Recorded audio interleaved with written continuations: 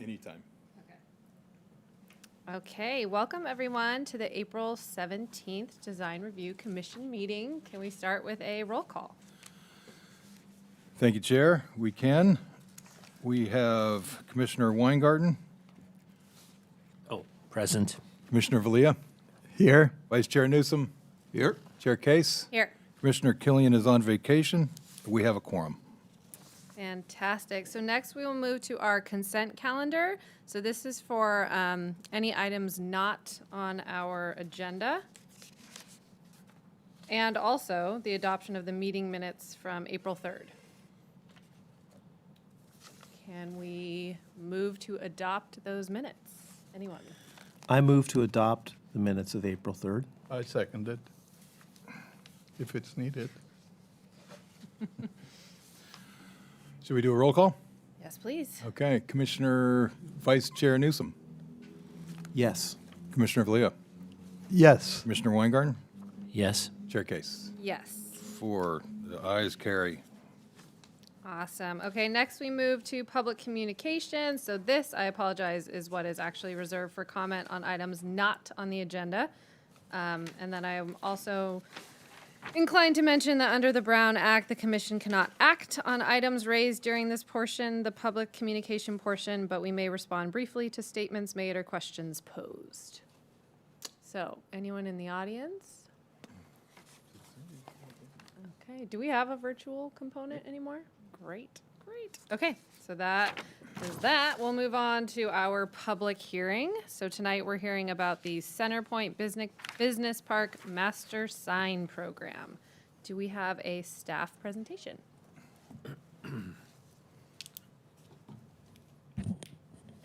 Yes. Good evening, Commissioners. My name is Simmer Gill, Associate Planner with the City. We are here tonight to consider the Master Sign Program for the business park located at 165 through 225 Lennon Lane. The applicant, Mike Gratton, should be arriving shortly, but I am here to answer any questions after the presentation in his absence. Sorry about that. Okay, just to orient you with the site, the Centerpoint Business Park is located at the corner of Lennon and Ignacio Valley Road. Does consist of 6 multi-story office buildings.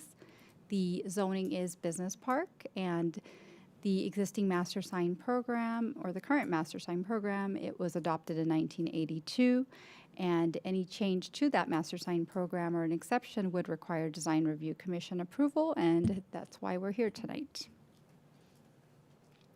And here's a map that shows the existing signage. There are 4 tenant monument signs. They are identified in the yellow star, and there is 1 directional sign identified in the green star, and then there's 1 main entry monument sign, and all of these existing signs are being refaced and will remain in the same location. The applicant is seeking a new master sign program to essentially update the existing Centerpoint multi-office building campus to reface all of the existing signage in their existing locations. The current master sign program was adopted in 1982, so therefore it is outdated and provides little flexibility and does not allow for any wall sign locations. So the main purpose of tonight's master sign program is to allow or include 14 new wall sign locations on the building walls for individual tenants in this building, and that does require DRC approval. And the existing the entry wood sign panel is 27.5 square feet. It will be refaced with a new aluminum panel installed over the existing posts and will total 16 square feet.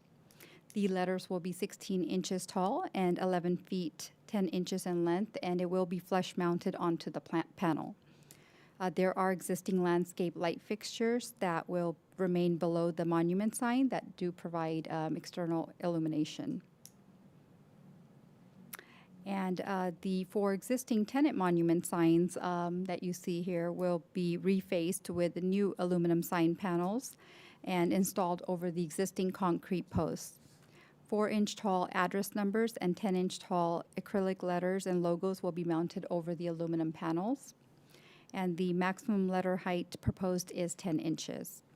The monument signs can provide up to 4 panel spaces each for individual tenants, as opposed to the existing signs that allow 1 or 2 spaces. Staff does support this change, but recommends that vinyl cut lines be included to create a separation between each tenant's name. And in keeping with the city's design guidelines, if there is more than one tenant's name on the sign panel, a 2-inch separation shall be retained at the top and bottom of each sign to avoid a tight site layout. And I have included that as a condition of approval.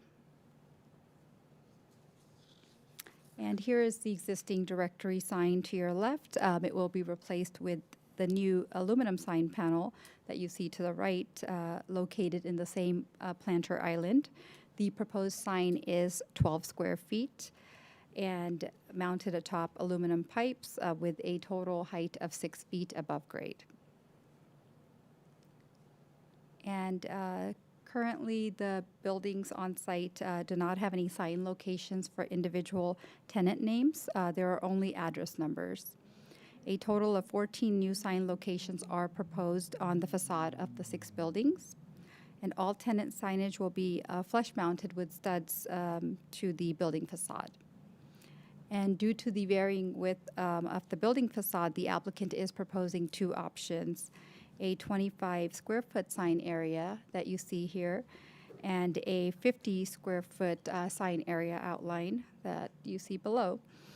And the map at the top does show the locations for these sign areas. The 25 square foot area location option is for the corner ends of the building where the width of the building is shorter. And the maximum letter and logo height for all of the tenants will be limited to 2 feet 10 inches, and all signs will be non-illuminated. The proposed wall signs will provide more visibility from Lennon Lane for clients that would be visiting the site. And this project is subject to CEQA, and staff has made a recommendation that the project is exempt from CEQA under Section 15301 of the CEQA guidelines for existing facilities, as it's an existing office park, and the only change is they're updating the existing signs with no changes to the buildings or parking layout. And just to summarize, the proposed master sign program to the current master sign program is that the proposed is an update basically to the outdated sign program that is in need of a refresh. So the update will give the business park a fresh identity, and the addition of the tenant wall signage on the buildings will help attract more tenants to lease space within this complex. And with that, staff does recommend that the Design Review Commission move to adopt the resolution approving the CenterPoint, the new master sign program for CenterPoint Business Park, and subject to the conditions of approval. That is all I have, but I'm happy to answer any questions. Thank you. Great, thank you. And before we move to questions, has anyone on the commission had any ex parte conversations with the applicant? No. No. Great. Okay, any questions of staff? Yes. Regarding the 2 areas, 25 and 50 feet, I thought I read in the report that it was an and/or, so is the intent to pick one or the other, or to allow signs in both locations? It's pick one or the other, because there's, can I go back to that slide? Let's see. So there's 2 options, because there are some, if you look at the map at the top, sorry, it's a little tiny, Yeah. but it actually shows some of the buildings. They're showing the 50 square feet area and the 25 feet, depending on where the tenant is located within that building. So would it be possible to have a sign in both places that close to each other? I don't believe so, but the applicant is here, so maybe I could have them elaborate and clarify that. Okay, so And- sorry. Sorry, one more question. Does it stipulate the height of the signage will be restricted to that band that's been graphically identified? Correct. The 2 feet, 10 inches is what the height would be No, limited. no, I mean above grade, above the ground. Yes. So there's no plan to put those signs above that No, datum. that is correct. It'd be on the fascia of the building, yeah, Thank you. yeah. Are we within the square footages allowed for signage?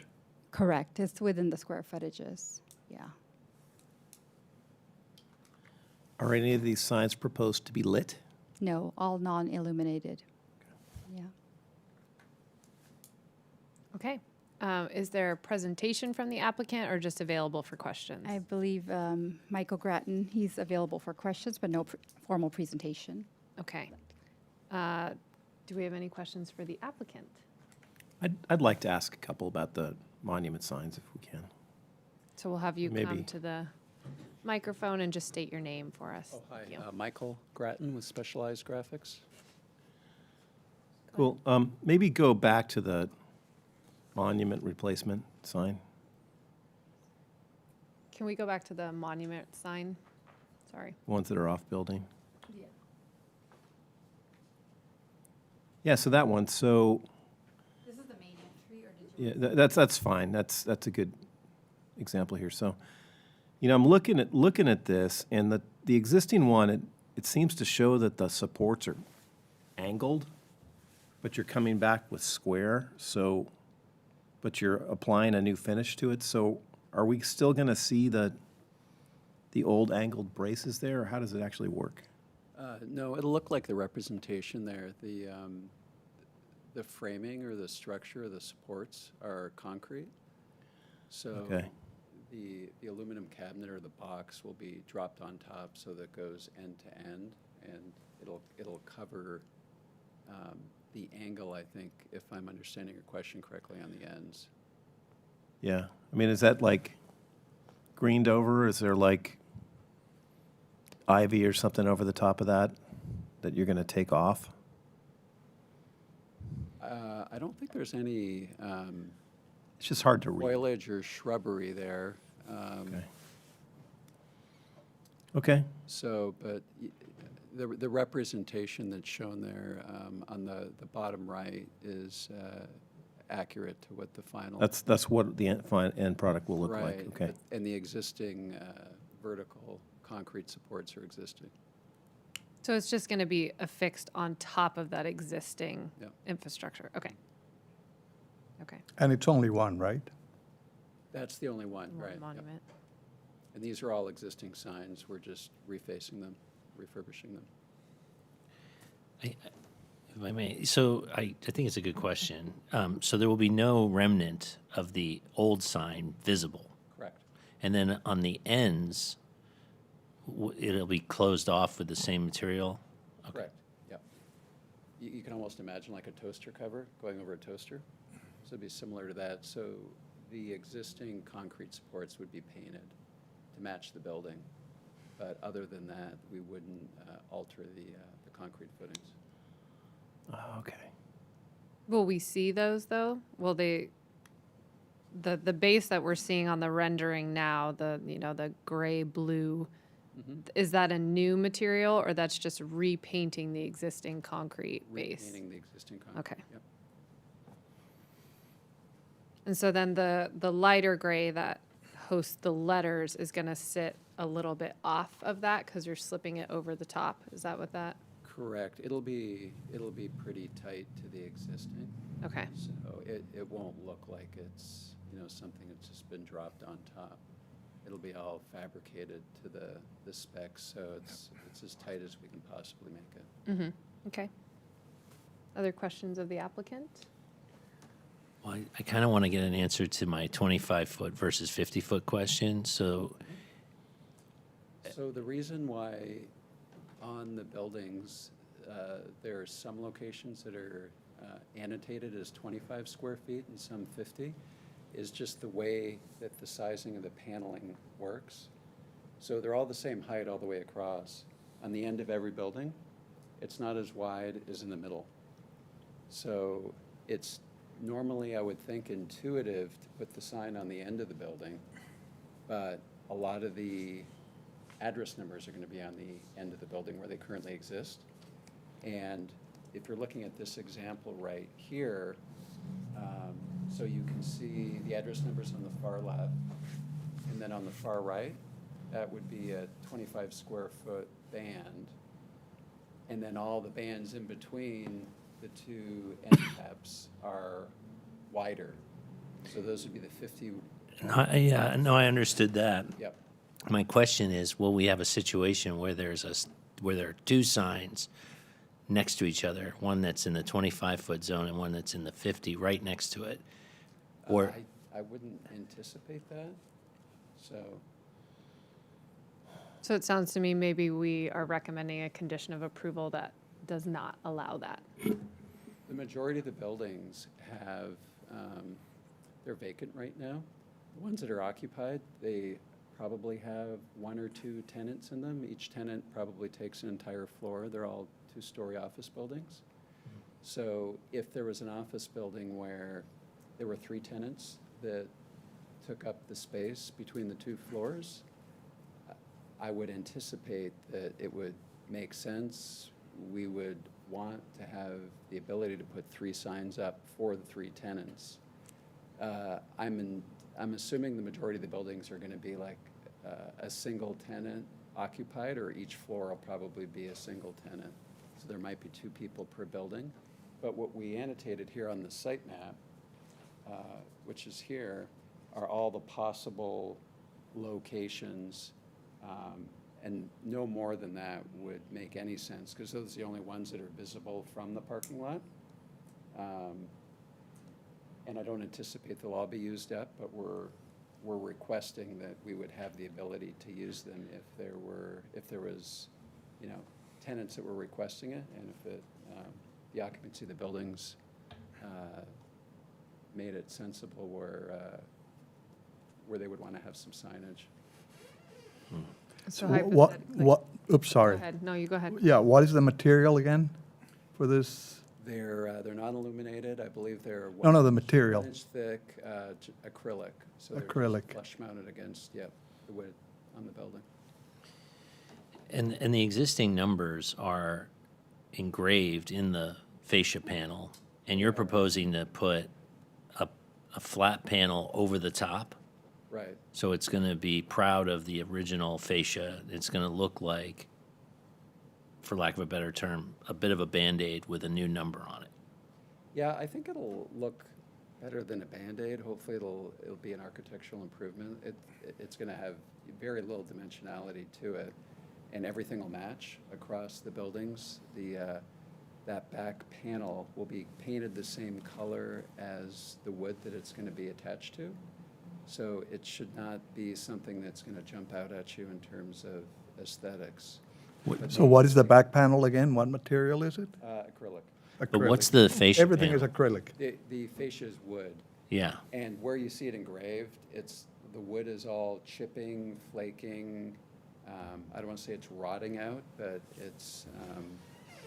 it wouldn't make any sense to try to fill in those address numbers where they're engraved and paint over it. So it seems like it's a good cosmetic solution. Everything would match up. And I understand your point where you're saying you're sort of putting a Band-Aid over it. But there is a design element to it that ties in with all the other signs, and we're of the opinion that it's an improvement aesthetically. So there's going to be a lot of repairing. If you said the wood is decaying, you're going to repair everything, and then you're going to place the signage. Well, Is that the plan? The wood's in good condition, but as you can imagine, when you've engraved into the wood and it's been painted, over decades, it's not a perfectly clean cut where it's been engraved over the years. So it's, it's flaking, like when you get up to it really close, you notice that, it's starting to flake and chip, and the numbers aren't as sharp as they used to be. So we're not planning on repairing the wood per se. If it needed it, we could put some wood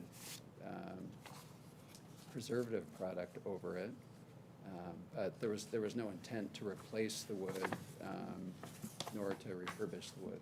I understand your solution to the problem. I just think that you can see in the photo that the wood grain finish Yep. will definitely be disrupted by the smoothness of your panel that goes over the top. So it's not going to blend in. I suspect it's not going to blend in. It may be the same color, but you're going to definitely see it. That may be more of a comment than a question. I'm hearing what I'm saying. I just want to make sure we're communicating here because it's not super clear in the detail. So the magenta panel that you show an outline, like a 25 square foot outline. Is that a panel or is that a limit line? That's a limit line. It just Okay. shows the maximum sign area. Okay, so then what you're proposing is individual letters on the wood. Correct. Except for the numbers, numbers. which I didn't Oh, realize until you except for brought the this. numbers. Okay, Yeah. okay. Okay, I got it. Okay. Individual letters over the existing wood. Right, except for the number address. There, they're putting a little like a backer panel, which then the numbers will be Okay. affixed to. Oh, got it. Cover the engraved numbers on the wood. Yep. And how, I don't know how this is, how critical is it for you to have colored signs versus monochromatic signs?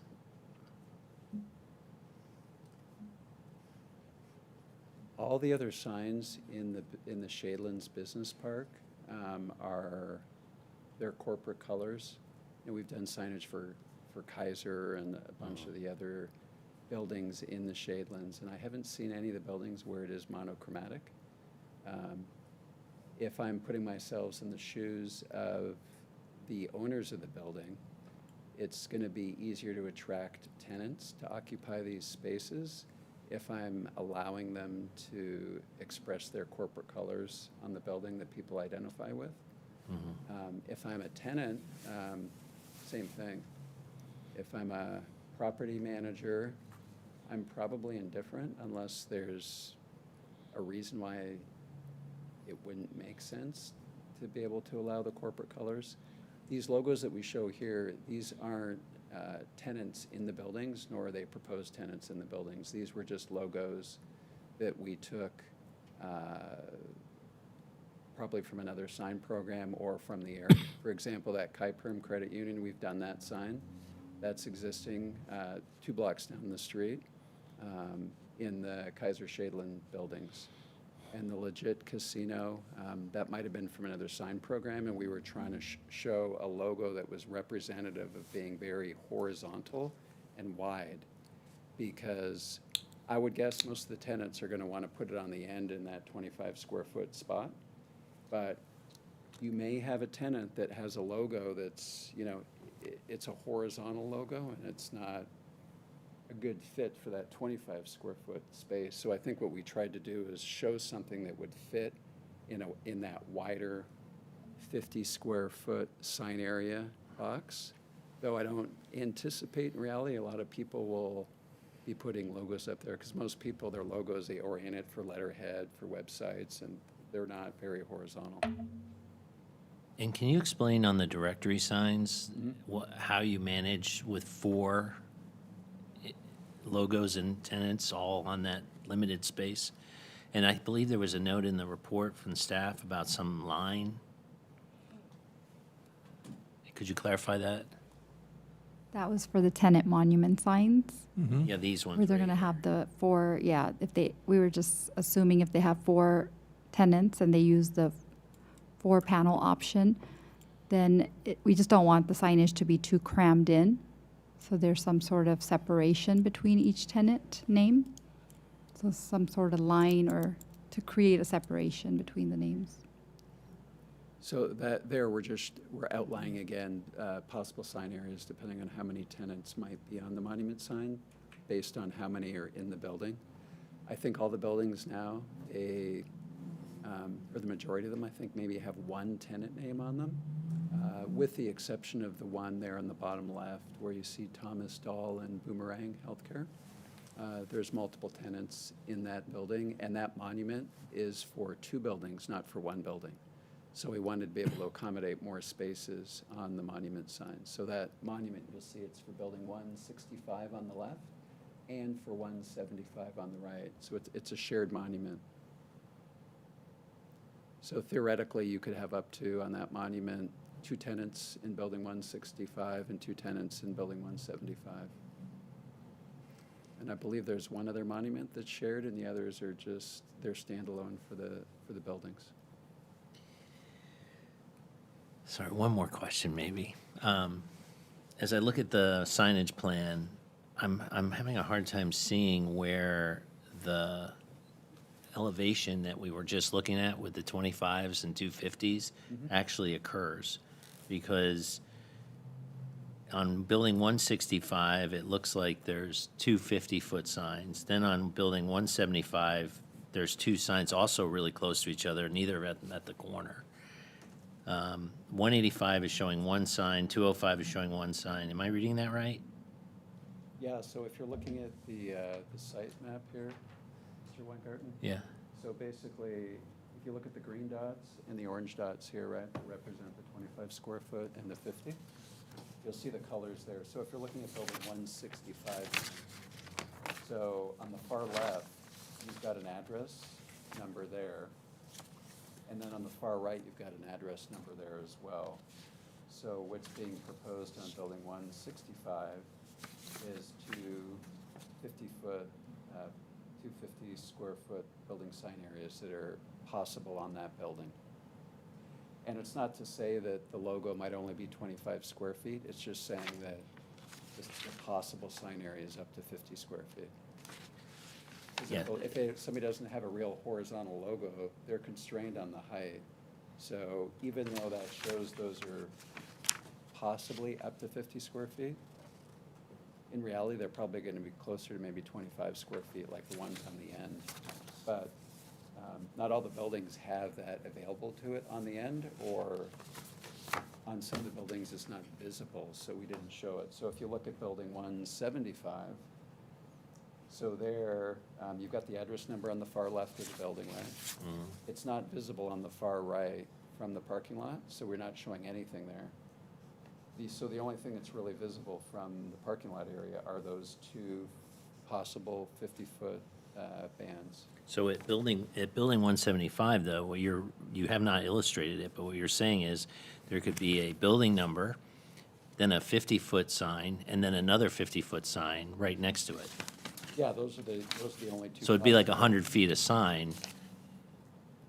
If it's maxed out in its entirety, correct? Correct. And Yep. so, but before us is a request that once it leaves this room, people could do whatever they want as long as they stay within that request. And I believe that's what you're proposing is 100 feet of signage, almost 125 feet of signage, right, between the number of the building and then 2 50-foot signs right next to each other. Well, it could be a maximum, the 2 signs maximum could equal 100 square feet. Right next to each other at 175 and at 215, right? Correct, yep. So building 185, it's got an address number on the right side, so on the far left, you could have a 25 square foot, and then adjacent to that, you could have a 50. Those are the only 2 ones that would make sense on that building, just because of the trees and the monuments there. So we're not trying to oversign the buildings. We're only, on both of those buildings, we're only asking for 2 possible tenant signs. And they're 2-story office buildings. So it's, we're asking for 1 sign per floor, which is, it's well within the sign criteria, or the sign ordinance. On building 185, we're asking for 1 25 square foot sign and 1 50 square foot sign, possibly. And that's the same as building 205. And then building 215, that would be similar to building 175, where there's only 2 signs up to 50 square feet. And building 225 is the only one that we're showing more than 3 signs, because there are more than 2 signs. That building 225, we're showing 3. We're showing the 25 on the far right, and then the 250 square foot areas.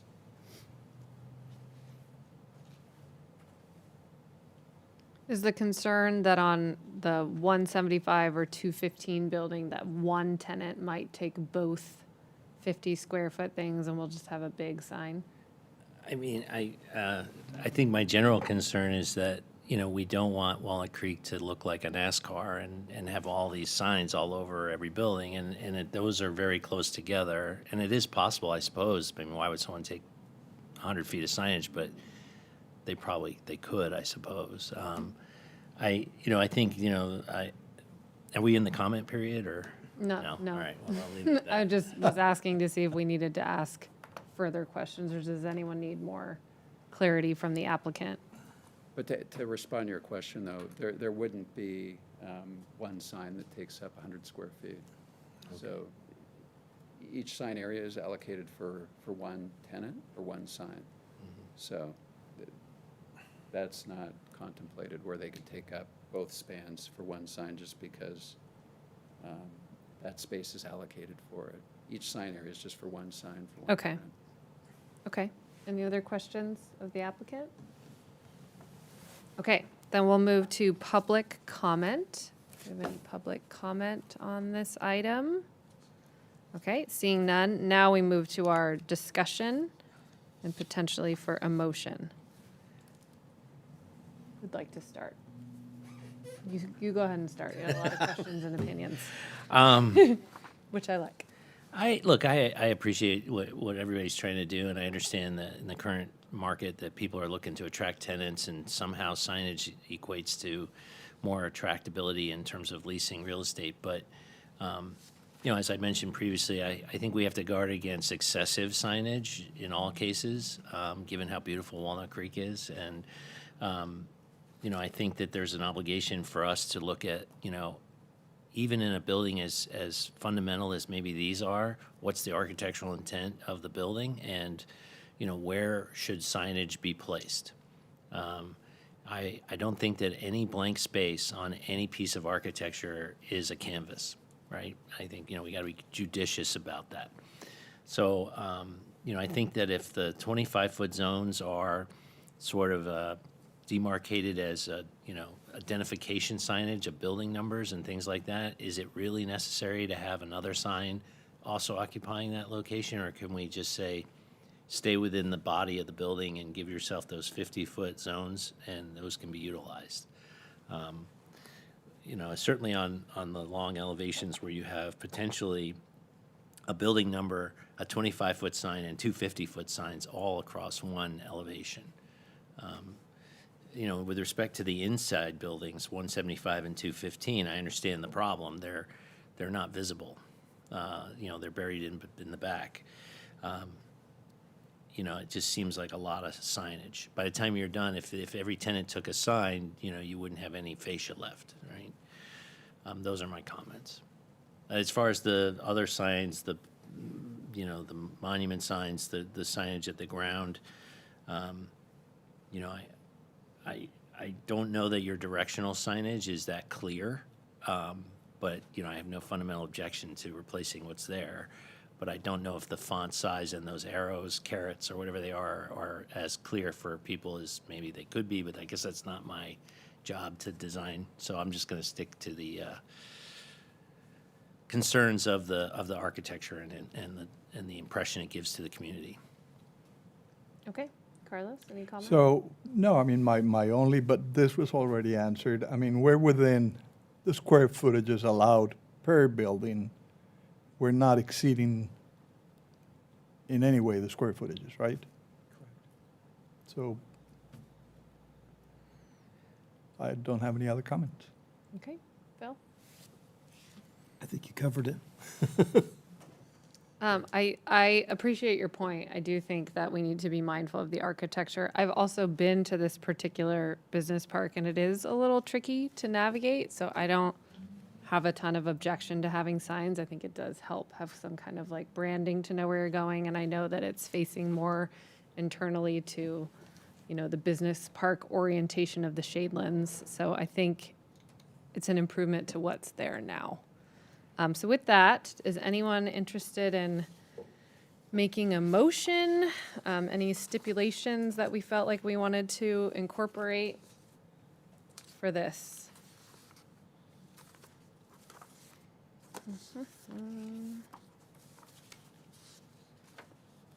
I guess I would. the 25-foot zone is bothering me. I don't, I'll just say, I guess I could say, I'd be open to more, keeping the signage away from the corner, maybe, would be a good idea. But, I defer to my fellow commissioners for your opinions. Well, I agree with your comment that 100 feet of sign is a lot of sign. I mean, looking at this, just spitballing, I mean, what would we do to this? I mean, I think just going across the board, I think, unless if I'm reading this right, so looking at the right on 225, those two orange signs there, what's the practical length of those signs? Is that 50 feet or is it 25? The actual width of them? Yeah, I mean, what are we saying here? What's being asked for?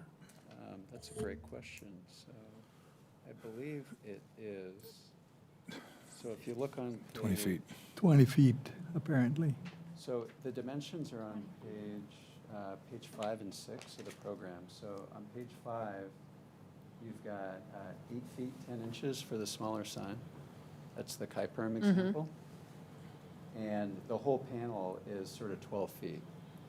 Okay, so that's, And that's the short That's a panels short one. on the end of the building. Yeah, that's Right. those are the short ones on the end of the building. So, Yeah, and the larger one is possibly 17 feet of a 20-foot wide area. And these areas are all broken up with almost like carriage bolts Yep. that separate them as you go along. So the areas are defined, and the sign areas that we're proposing, we're centering the sign in those areas. And to answer your question, and you're not asking me, but I'll give you some feedback if you would allow. yeah, that's what we're trying to get to. Is So just you were concerned about the 25 square foot signs on the ends of the building? Personally, I think those look better than the 50 square foot signs that are on the inside, because I just think aesthetically, it just symmetrically balances the building out, right? You've got an address sign on one, you've got a logo sign on the other. So to me, it's intuitive that if I had a choice and I had a logo that would fit within that 25 square foot area, and I had a choice to put it on the end of the building or inset a little, I would always choose the very outside, because I think it would look better, and visibility, it's probably a little bit Yeah. better. So are you giving us the option to only do the 25-foot zone? I'm not proposing that. Because I'm I just agree, I trying to might agree follow. with you, but the point is that it could be all those locations, right? right. Well, we're basically asking for 2 signs per building, with the exception of building 225, where we're showing 3 possible sign locations. So all we're asking for is for 1 sign per floor. It's a 2-floor building. Right. I don't think that in any way would, if everybody used the signs that we're requesting, I don't think it would look oversigned. I don't think it would look busy. It's a very small field of view when you're in that parking lot. Like Ms. Case was noting, because she had been there before, you're not seeing any of the signs from Ignacio Valley. You probably really wouldn't see them on Lennon Lane until you pull up and you're getting close to the buildings. They're not tall signs. They're 2 feet, 10 inches tall, max. So most people's logos, they have large fonts, small fonts. They're not going to be big signs, and I think it's going to be tasteful, and I think it's going to be an aesthetic improvement, and it's not going to look retail-y. They're not, it's not a retail park, it's an office park. Most of the tenants that are in there, they have muted colors in their logos. So these, if you look at Curtis, so I'm just going back to this location map. So Curtis, their letters are black. Yeah, no, I appreciate that, but we can't assume. We don't know. Oh, no, I Yeah, understand, I yeah. understand. All right. I appreciate what you're trying to do. I have no amendments to this thing. Okay, I did have actually one more quick question. Sorry to keep reopening this, but are the address numbers being done all together at once, or is it only when the buildings are leased and there's sign improvements? We would only do them all collectively if we were going to do them. Okay. Otherwise, it would look pretty odd. Right. Right. The landlord may decide to do the address numbers after, when the buildings are leased or sold, I'm not sure. This is sort of our request for what we would like. They would like to pursue the address numbers, put them all up. And the tenant signs would probably come phase by phase, piece by piece, depending on who buys the buildings, when they buy them, who the tenants are, when the buildings are leased. But to answer your question, absolutely, we wouldn't do the address numbers unless we did them all at the same time. Great. Okay, so we talked ourselves around a little bit, but it sounded like we landed on maybe being willing to make a motion with the stipulations listed in the staff report. I said that with a question mark on the end. I'm going to make a motion to approve the project based on the conditions and stipulations lifted in the staff report. I second it. Can we do a roll call, please? Chair Case, Yes. Commissioner Valia, Yes. Vice Chair Newsom, Yes. Commissioner Weingarten. Yes. Motion passes. All right, motion passes. So that closes our public hearings for this evening. So now we'll move on to commission considerations. So this is items that are not required to be publicly noticed, but where there is a formal staff presentation. Is there anything for this evening? You're up. Commission considerations. The only thing I really have is that our next meeting, I believe, is going to be canceled. Okay. And that would be May 1st, May Day. And also, and I mentioned this earlier, but there's chances are that the decision made by the DRC at their last meeting would be appealed in regards to the skyline signs. We'll keep you updated on that. What'd you guys do? No, not, We missed one meeting.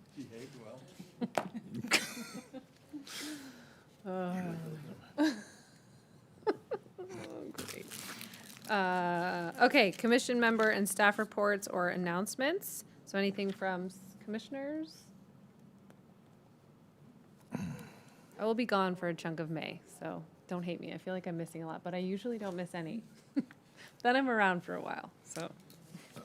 So the two meetings in May are the 1st and the 15th. 15th I will be gone. You'll be out. Okay. Chip, is May Day confirmed, or you said it's likely? It's likely. Likely. Will we get notice on that? Like, Well, I'll inform you. There's nothing official, but I can let you know. thank you. Okay? Okay. Okay, we are adjourned. Thanks, everyone. Thank you. Run to my car and hope I'm still there.